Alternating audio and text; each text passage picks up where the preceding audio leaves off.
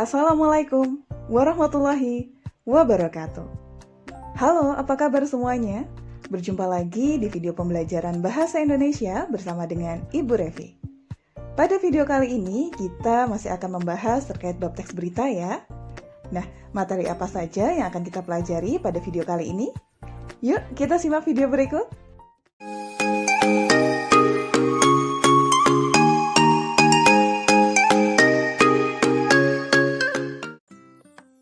Baik, pada video kali ini kita masih akan membahas terkait bab teks berita ya. Mulai dari struktur berita, kaidah kebahasaan berita, pentingnya berita, penyampaian berita, serta penyuntingan berita. Nah, yang pertama kita akan membahas terkait struktur berita. Baik, struktur berita apabila dilihat berdasarkan struktur penyajiannya dibagi menjadi 3 ya. Yang pertama, kepala berita, kemudian tubuh berita, dan yang terakhir, ekor berita. Nah, setiap bagian tersebut nantinya akan berisi berbagai informasi ya, mulai dari informasi penting sampai informasi yang tidak penting. Untuk informasi penting, biasanya akan terletak di bagian awal pemberitaan. Bagian ini biasanya disimpan juga ya pada bagian kepala berita atau tubuh berita. Isinya berupa unsur-unsur pokok berita. Nah, sampai sini masih ada yang ingat apa saja unsur-unsur pokok berita itu? Iya, unsur-unsur pokok berita itu terangkum dalam rumusan 5W1H ya, atau biasa dikenal dengan adik Simba, yaitu apa, di mana, kapan, siapa, mengapa, dan bagaimana. Sedangkan untuk informasi kurang penting biasanya akan berada di akhir pemberitaan, atau tepatnya terletak di bagian ekor berita. Nah, dengan adanya struktur penyajian semacam ini, maka informasi yang ada dalam suatu berita akan tersaji dengan pola piramida terbalik.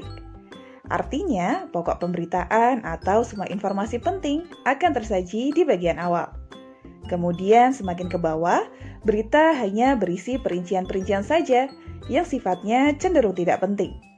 Oleh karena itu, apabila seseorang tidak memiliki banyak waktu untuk mendengarkan atau membaca keseluruhan berita, maka cukup dengan memperhatikan bagian awalnya saja, seseorang sudah bisa menangkap informasi atau rangkuman dari keseluruhan berita. Nah, selanjutnya kita akan membahas terkait kaidah kebahasaan berita. Kaidah kebahasaan yang pertama adalah penggunaan bahasa yang bersifat standar atau baku. Penggunaan bahasa yang baku ini digunakan agar berita yang disampaikan lebih mudah dipahami oleh banyak kalangan. Karena bayangkan saja, apabila sebuah berita menggunakan bahasa yang sifatnya populer atau mungkin menggunakan bahasa daerah, nanti dikhawatirkan sebagian pembaca tidak paham dengan isi berita yang disampaikan. Maka bahasa-bahasa seperti itu sangat dihindari ya dalam pembuatan sebuah berita. Nah, selanjutnya adalah penggunaan kalimat langsung. Penggunaan kalimat langsung dalam sebuah teks berita digunakan untuk mengutip pernyataan dari narasumber. Nah, biasanya kalimat langsung ini ditandai dengan penggunaan tanda petik 2. Nah, untuk lebih jelasnya, kalian bisa mencermati juga loh contoh yang ada di bawah berikut. Baik, kaidah kebahasaan selanjutnya adalah penggunaan konjungsi bahwa. Konjungsi sendiri merupakan kata hubung ya, sehingga konjungsi bahwa merupakan kata hubung yang berfungsi sebagai penerang kata selanjutnya. Nah, untuk lebih jelasnya, kalian juga bisa loh mencermati contoh kalimat berikut.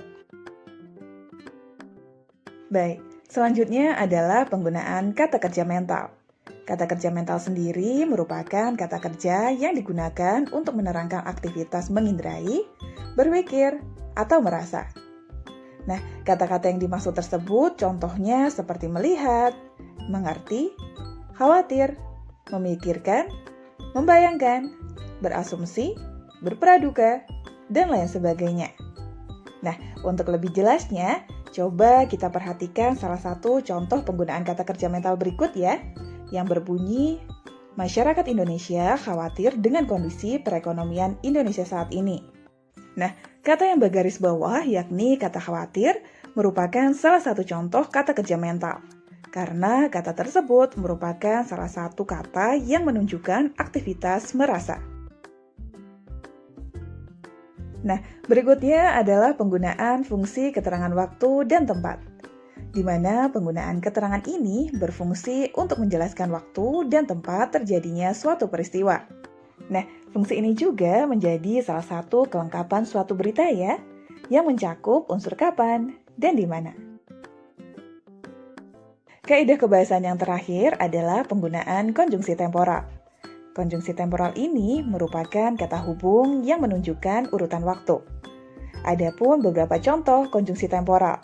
Di antaranya adalah lalu, kemudian, sejak, setelah, ketika, awalnya, akhirnya, dan lain sebagainya. Nah, selanjutnya kita masuk ke pembahasan pentingnya berita.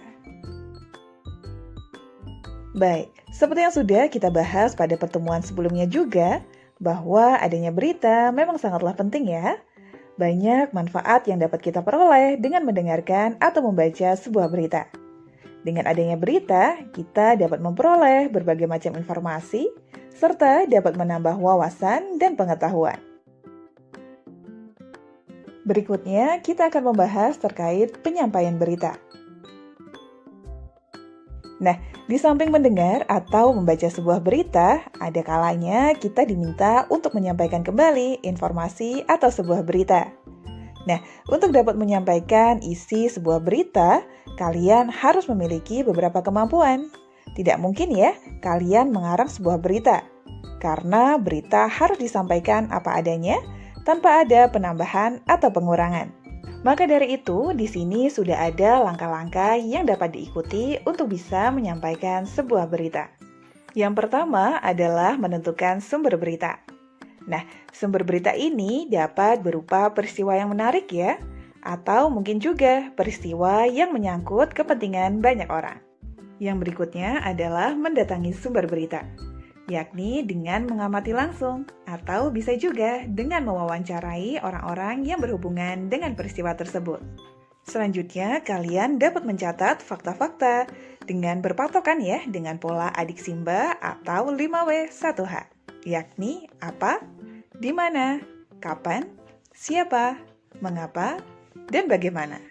Nah, yang terakhir, barulah kalian dapat mengembangkan catatan tersebut menjadi sebuah teks berita yang utuh. Jangan lupa untuk tetap memperhatikan struktur dan kaidah kebahasaannya ya. Baik, yang terakhir kita akan membahas terkait penyuntingan berita. Nah, dalam membuat sebuah berita, tidak jarang kita jumpai adanya beberapa kekeliruan. Hal ini wajar ya, namun sebelum dipublikasikan, alangkah baiknya apabila kita melakukan penyuntingan terlebih dahulu. Nah, ada pun beberapa aspek yang perlu kalian perhatikan dalam melakukan penyuntingan berita. Yang pertama adalah kebenaran isi berita. Hal ini dapat ditunjang oleh keakuratan fakta-fakta dari berita yang kita sampaikan. Yang kedua adalah kelengkapan isi berita. Hal ini ditandai dengan adanya komponen unsur-unsur pokok berita yang terangkum dalam rumusan 5W1H atau adik Simba, yakni apa, di mana, kapan, siapa, mengapa, dan bagaimana. Yang selanjutnya adalah struktur penyusunan berita. Nah, seperti yang sudah kita bahas sebelumnya ya, bahwa struktur berita biasanya akan dimulai dengan informasi yang penting terlebih dahulu, baru dilanjutkan ke bagian informasi yang kurang penting. Langkah penyuntingan berita yang terakhir adalah penggunaan bahasa. Hal ini terkait dengan keefektifan kalimat, kebakuan kata, dan ketepatan ejaan serta tanda bacanya. Nah, demikian tadi untuk video pembelajaran kali ini. Semoga ilmu yang diberikan bermanfaat dan sampai jumpa di video pembelajaran selanjutnya. Wassalamualaikum warahmatullahi wabarakatuh.